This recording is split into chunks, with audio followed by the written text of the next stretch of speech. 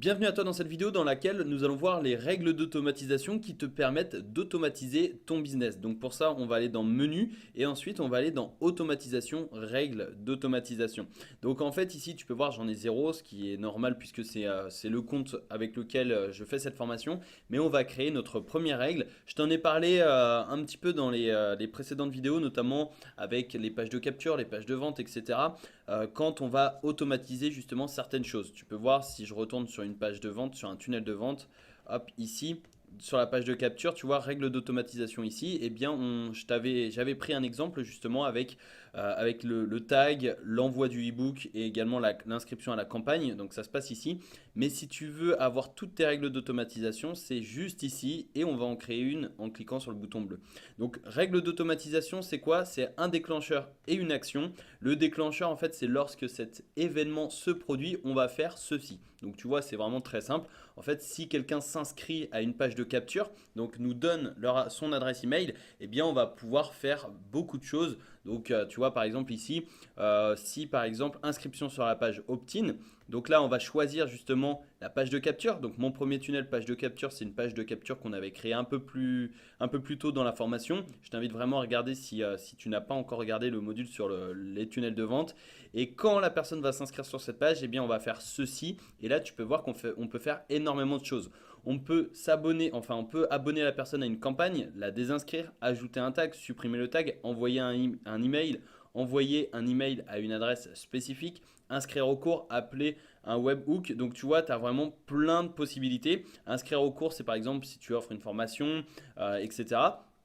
Et donc, quelque chose, bah, tu vois là par exemple, c'est une page de capture. Il y a trois choses que je te conseille sur une page de capture, c'est de s'abonner à la campagne. Donc, voilà, la campagne test, c'est la campagne qu'on a créée un peu plus tôt également dans la formation. On va ajouter un tag, donc par exemple un e-book, et on va également envoyer un email. Alors ça dépend parce que tu peux envoyer un email immédiatement dans la campagne, mais sinon tu peux envoyer un email selon cette page de capture bien précise, et dans ce cas-là, tu as simplement à écrire ton email avec le sujet et le corps. Tu vois, c'est vraiment très très simple. Donc tu vois, tu as vraiment un ensemble et bien évidemment, tu vas pouvoir adapter tout ça. Donc je vais reprendre un exemple. Ici par exemple, pour le déclencheur, tu as un tag ajouté, un tag retiré, l'inscription donc c'est ce qu'on a vu juste avant.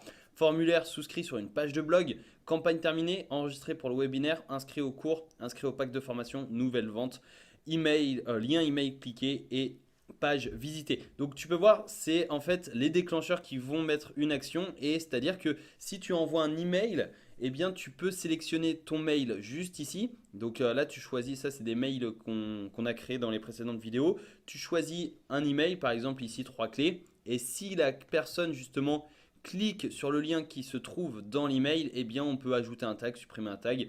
On peut la désinscrire à la campagne pour l'inscrire à une nouvelle campagne.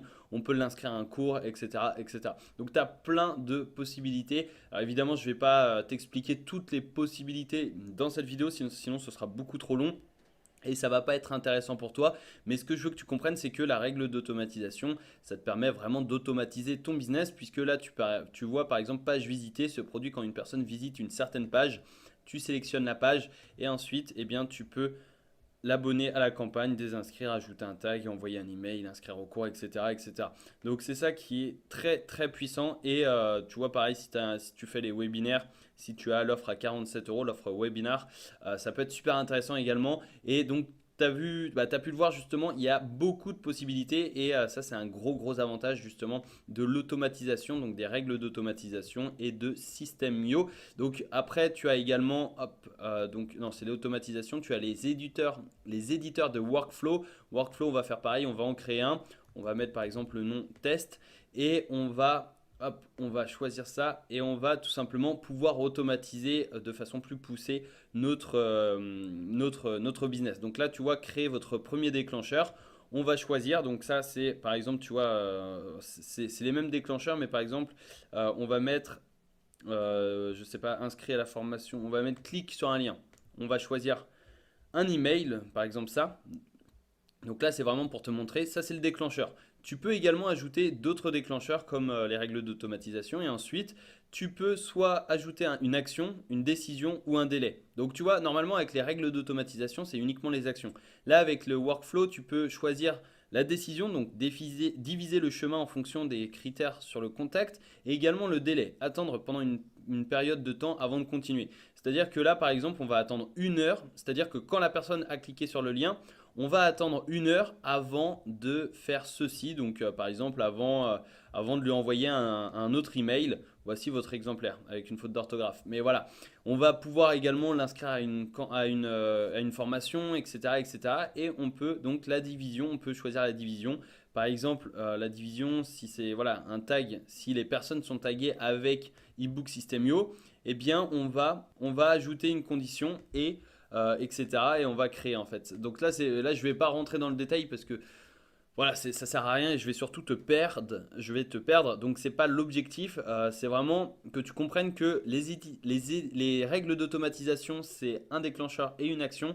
Et les éditeurs de workflow, c'est un déclencheur et une action, décision ou délai. Donc ça, c'est très très important. L'action, bah voilà, ça peut être plein de choses, hein. Ça peut être, comme je te l'ai dit, ajouter un tag, supprimer un tag, donner accès à une formation, inscrire à une campagne, désinscrire, appeler un webhook, envoyer un mail avec une adresse, enfin à une adresse spécifique, etc., etc.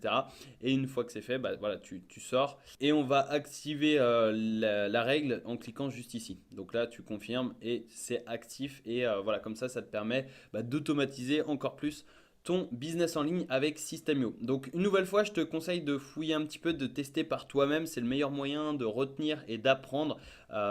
Si voilà, par exemple les workflows, c'est quelque chose d'assez complexe. Donc si tu débutes, je te recommande pas vraiment d'utiliser Workflow. Si tu maîtrises l'outil Systemio, si tu veux pousser la chose beaucoup plus loin, je te conseille d'utiliser le Workflow. Mais voilà, dans un premier temps, si tu utilises les règles d'automatisation, ça suffit largement et ça peut faire une grosse différence dans ton business et surtout dans l'automatisation justement de ton business. Donc voilà, j'espère que tu as apprécié cette vidéo. Je te donne rendez-vous dans la prochaine vidéo pour continuer à développer ton business avec Systemio. À tout de suite.